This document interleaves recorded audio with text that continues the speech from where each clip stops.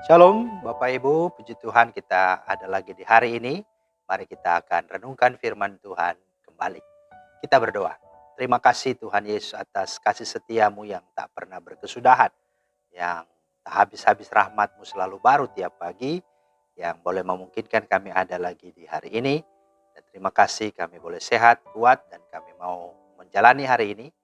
Kami melandasi sebelumnya dengan firman-Mu. Mari ya Roh Kudus, terangilah hati kami dalam nama Tuhan Yesus. Amin.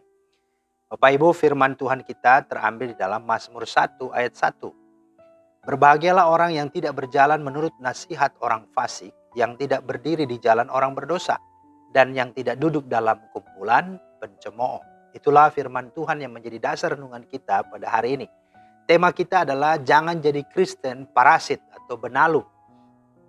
Saudara mungkin sudah tahu apa itu parasit atau benalu. Parasit adalah organisme yang hidup pada atau di dalam makhluk hidup lain yang disebut dengan inang, dengan menyerap nutrisi tanpa memberi bantuan atau manfaat lain padanya. Bahkan bisa sampai membuat makhluk hidup tersebut mati akibat kehabisan nutrisi karena diserap nutrisinya oleh parasit atau benalu. Nah, saudara, tahukah saudara bahwa selain Tuhan adalah jaminan masa depan kita, komunitas dan lingkungan kita adalah juga salah satu penentu dari pertumbuhan rohani kita, dari kebahagiaan kita dan masa depan kita. Karena itu kita harus memilih dan memilah serta memastikan dari sekarang bahwa kita sedang berada di komunitas yang sehat, di lingkungan yang sehat, dengan teman-teman yang sehat. Tidak bersama dengan komunitas atau teman-teman yang bersifat parasit atau benalu. Dan mari kita jangan menjadi Kristen yang demikian. Nah, hubungan yang hanya menguntungkan satu pihak, yakni dirinya sendiri, namun merugikan pihak orang lain, itulah Kristen parasit. Dalam Amsal 30 ayat 15a berkata, si lintah mempunyai 2 anak perempuan, untukku dan untukku.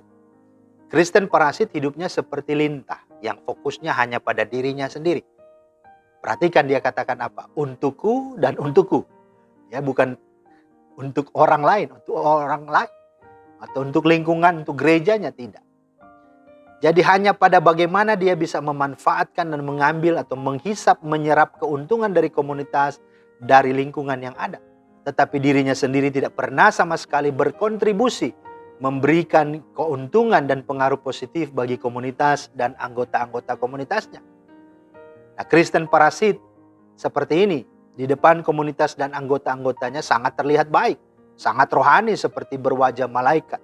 Tetapi sesungguhnya secara diam-diam di belakang-belakang ia sangat memberi pengaruh negatif terhadap komunitas dan anggota-anggota komunitasnya dengan mungkin dia menggosipkan tentang kita, mungkin dia menyebar berita hoaks, fitnah dan melemahkan serta membuat orang pesimis, membuat orang skeptis, atau juga mungkin dia menjadi orang yang suka melakukan hal-hal yang mempermalukan komunitas kita.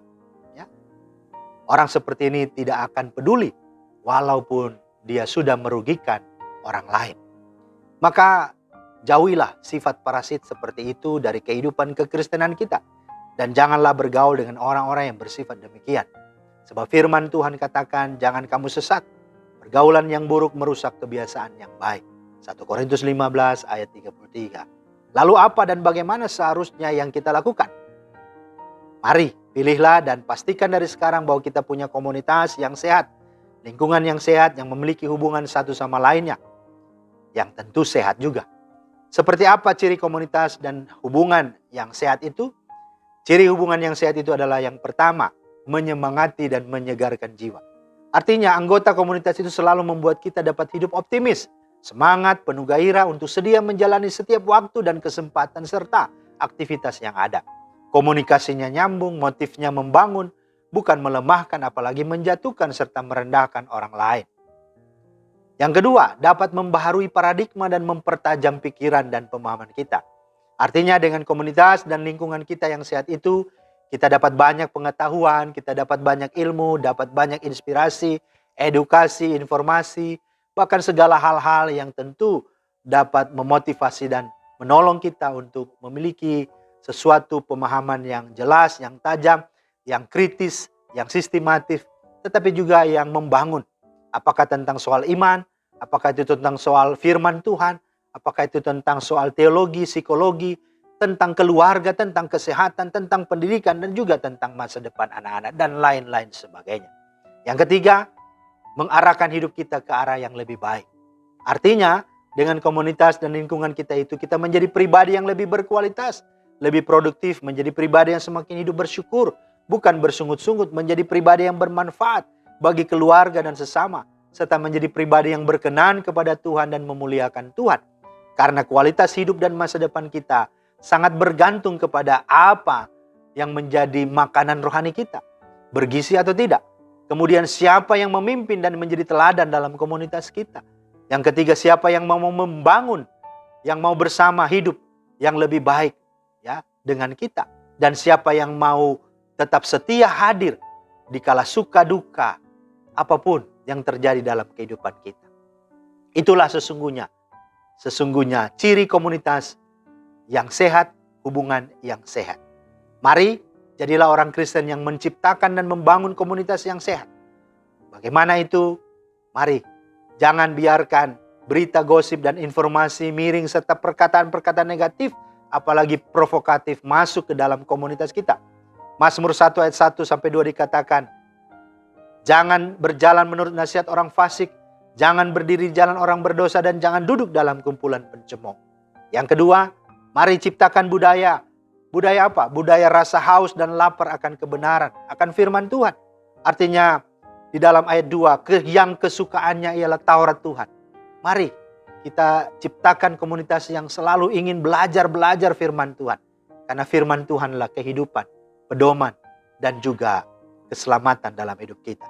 Dan yang terakhir, mari kita hidup sebagai pelaku-pelaku firman yang menjadikan hidup kita seperti Kristus yang sungguh dapat dibaca dan lihat seperti Alkitab yang berjalan. Mazmur 1 ayat 2b, yang merenungkan Taurat itu siang dan malam. Karena itu, dengan demikian kita tidak akan menjadi Kristen parasit, tapi justru menjadi Kristen yang mutualis, yang saling menguntungkan dan saling memberi manfaat, terlebih yang memuliakan nama Tuhan. Tuhan Yesus memberkati. Mari kita berdoa. Terima kasih Tuhan atas firman-Mu. Tolong kami, jauhkan kami dari kehidupan parasit atau benalu.